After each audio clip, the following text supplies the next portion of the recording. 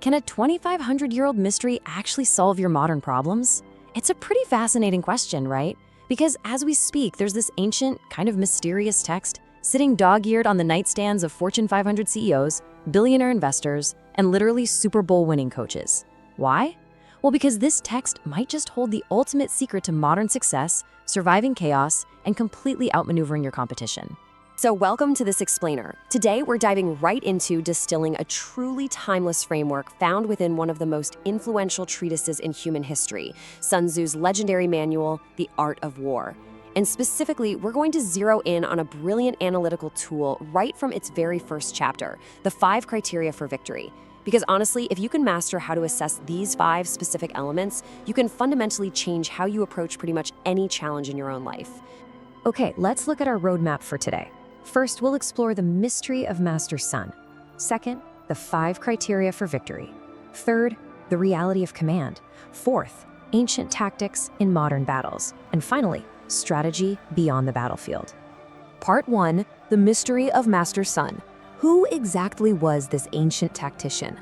All right, let's set the scene in ancient China. Our source material comes from a time of just immense political fragmentation and conflict, the spring and autumn period, or maybe slightly later into the Warring States period. Basically, China was this chaotic patchwork of feudal states endlessly fighting for dominance. And out of this extreme chaos emerges a figure we know as Sun Tzu. But get this, Sun Tzu is actually just an honorific title. It literally translates to Master Sun. The earliest historical records, like the monumental history written by Sima Shan, state his given name was actually Sun Wu. He was a guy who entered the service of King Helu of the state of Wu around 512 BC. But his biographical details are so incredibly vague that there's this intense scholarly debate over whether he was a real, single historical commander or just a legendary composite figure invented by later generations to kind of give a face to this amazing military manual. But look, whether he was one guy or the culmination of centuries of ancient military wisdom, the text he left behind is undeniably brilliant. Part 2, 5 criteria for victory, the core strategic framework. So bypassing the historical mystery for a second, let's look at what the text actually teaches.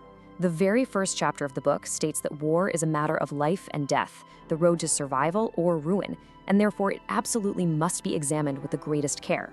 So the crucial point here is that Sun Tzu insists you have to meticulously evaluate 5 specific criteria to literally calculate your likelihood of victory before a campaign even begins.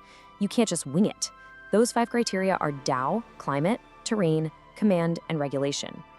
Now, what's really interesting here is how intensely practical these 5 criteria are when you break them down. Tao, or the way, is all about purpose and unity, right? It refers to the leader's ability to persuade their team that the cause is just, making sure everyone is pulling in the exact same direction. Climate isn't just about, remembering to pack an umbrella. It's understanding the literal weather conditions and changing seasons that could impact your operations. Terrain is the environment. How does the landscape restrict or facilitate the deployment of your troops or your supply lines? Command relates entirely to the leader themselves.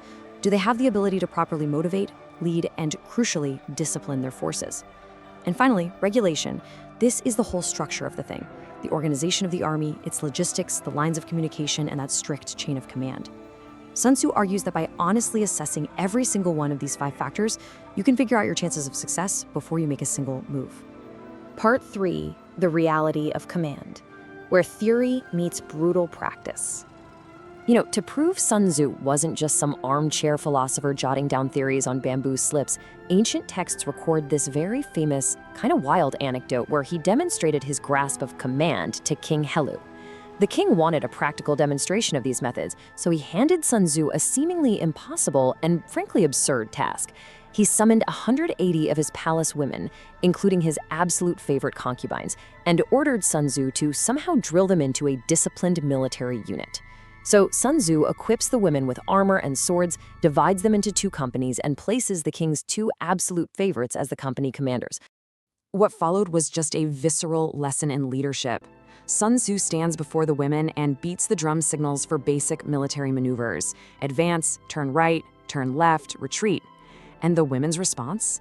They completely collapsed into hysterical laughter. Sun Tzu, perfectly patient, stated that if instructions aren't clear, the fault lies with the general.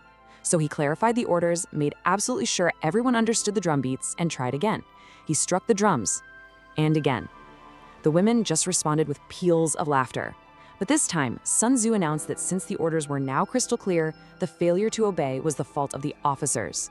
And with just icy resolve, he ordered the execution of the two company leaders, the king's absolute favorites. While the king is watching this unfold from a terrace in absolute horror, he scrambles down and begs Sun Tzu to spare them, claiming his food would literally be tasteless without them.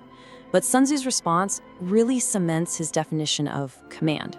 He looks at the king and says, "The general has full military authority and is not bound to follow the king's orders on military matters. No exceptions." The two women were executed right there on the spot. They were replaced, the drums were beaten again, and this time, the terrified women executed every single maneuver to absolute perfection without making a single sound.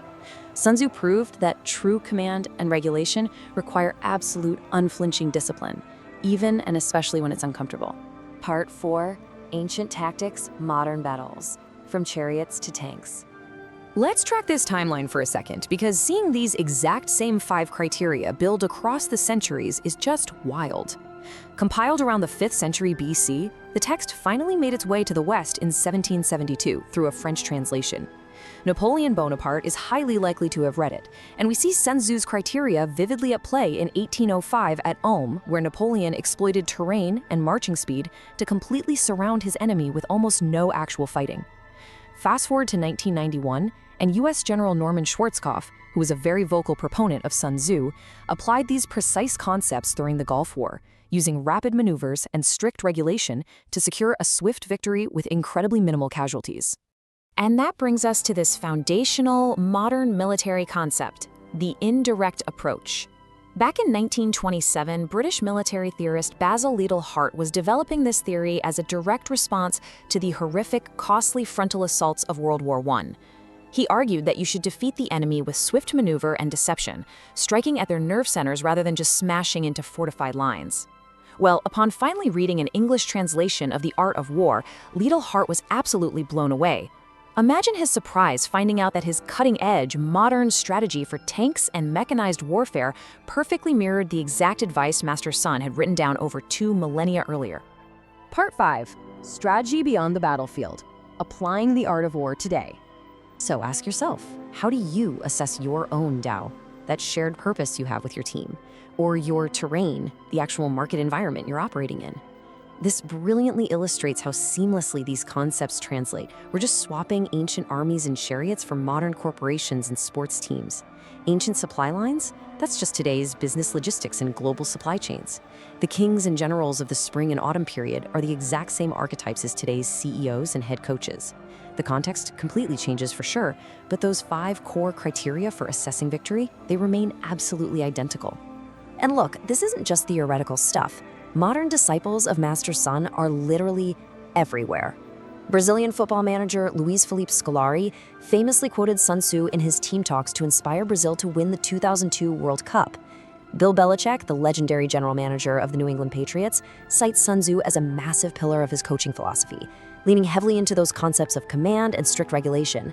And honestly, if you walk into any bookstore today, you aren't just going to find The Art of War in the history section. It is prominently displayed right there in the business and management sections, heavily relied upon by Fortune 500 CEOs and corporate strategists.